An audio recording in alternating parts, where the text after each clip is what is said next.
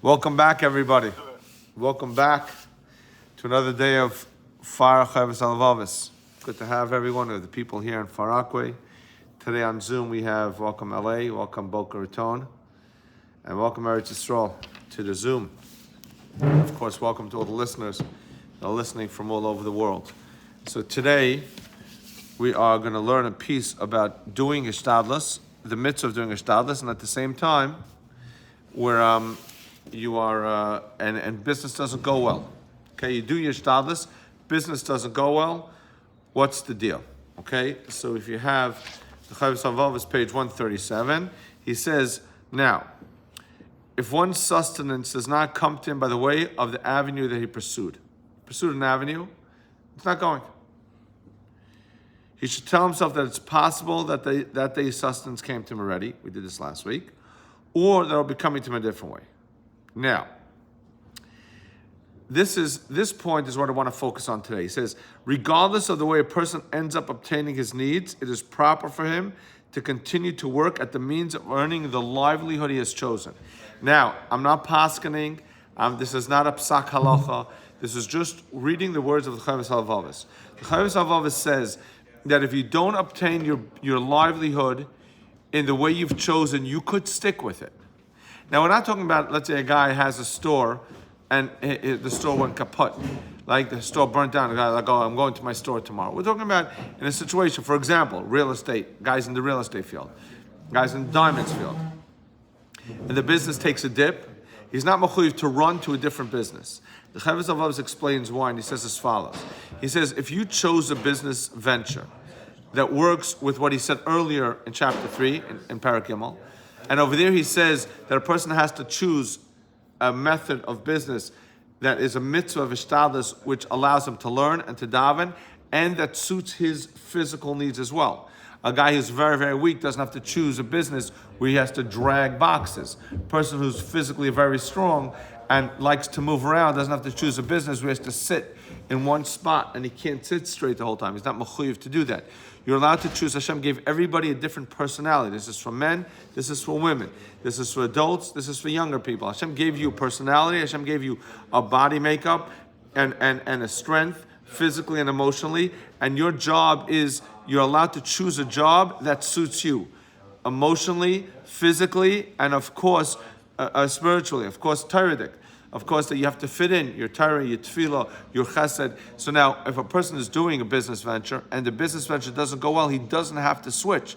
We gave the example of real estate and diamonds. Let's say a person's real estate diamonds, it takes a dip. Does he have to run to a different business?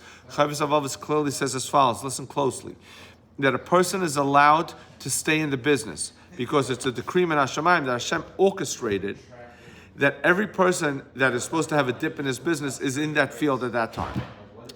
You understand? You understand how hashkacha works? Hashkacha Pratis HaKadosh Baruch Hu running the world works. You have to absorb that, which means Hashem put us all in a situation that the situation is that we're all in real estate and real estate takes a dip. Hashem wanted all those people to lose money at that time.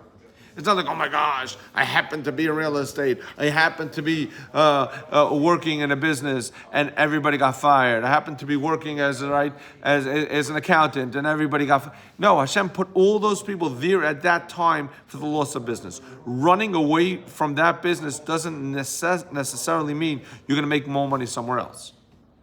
If there is the makeup, again, you have to ask your Rav, you have to ask your Rabbi, you have to ask your Rabbits, and you have to ask your mentor, the people that are directing you. But a person who has the capabilities, he is in the business that he chose that's healthy for him, his emotional, his physical, and his spiritual abilities, he's allowed to stay in it, and HaKadosh Baruch Hu could send the money anyhow, anyway. Now, which is very, very powerful. It's a very, very powerful message because we sometimes think, my gosh, business no good, let me run to a different business. Hishtadlus, ask, find out. And that's really the way we live. You know, he says that, he says earlier on, the Chovos Halevavos, he says that the mitzvah of hishtadlus, Chovos Halevavos learns, was a mitzvah from the get-go of the world. When the world was created, there was a mitzvah to do hishtadlus. When Adam Rishon sinned, on top of that mitzvah now became, you have to work harder. But whenever you do hishtadlus, you're still doing a mitzvah. You have to remember that. The Chovos Halevavos learns that it was a mitzvah. The Mesilas Yesharim learns that it was a penalty, which means there was never a mitzvah from the get-go of the world, and then when Adam sinned, it became a penalty. But we're learning the Chovos Halevavos. Chovos Halevavos learns that it's a mitzvah from the get-go. So every time you go to work, you're doing a mitzvah. So if you go to work and the business is not doing well, you're still doing your mitzvah. Remember, your hishtadlus is not what's making you the money, it's Hashem. You have to be able to make your money, you have to do that mitzvah. So we have to ingrain that in our minds. When we sit down in our office, when we do a deal, when we're hired, we're like, okay, Hashem, now I'm able to do my mitzvah of hishtadlus. I have talents, I have koiches, I have ways that I could use my talents. A person who sings, a person who's capable, a person who works well with people, a person who's good, who understands business. Use your talents that Hashem gave you, because then go do your mitzvah. The same way you have to do hafrashas challah, the same way you have to put on tzitzis, the same way you have to put on tefillin, the same way you have to keep Shabbos. Hishtadlus is another one of those mitzvahs that you have to go do. Then once you do the mitzvah, it's as if now, okay, boom, the floodgates of Parnas are open. Understand? You look like you have a question.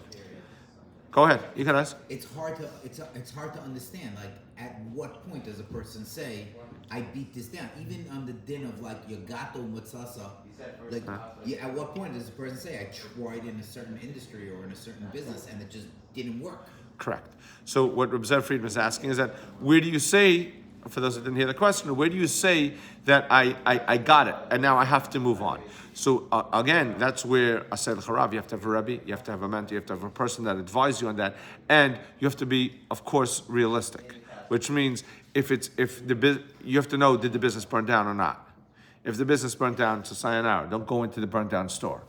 Okay, so now it's hard to give a general clear cut across the board, say, hey, your business burnt down or it didn't. But every person knows somewhere deep down in his heart the business burnt down or it didn't. But if the business didn't burn down and there's still juice in the business, even though it's going less than it typically did, of course, one should try to stay with it. Again, it's not a psak, but it's something that's very practical. Stay with it. If there's juice in it, there's possibilities in it. If there's zero possibilities and there's no more according to what our mind understands, then of course, one should ask a question to be able to move on. Again, Hashem put us in the world. We're not obligated. This is a very important point in general and health-wise and many things. Hashem didn't obligate us to second-guess things we don't know beyond this world.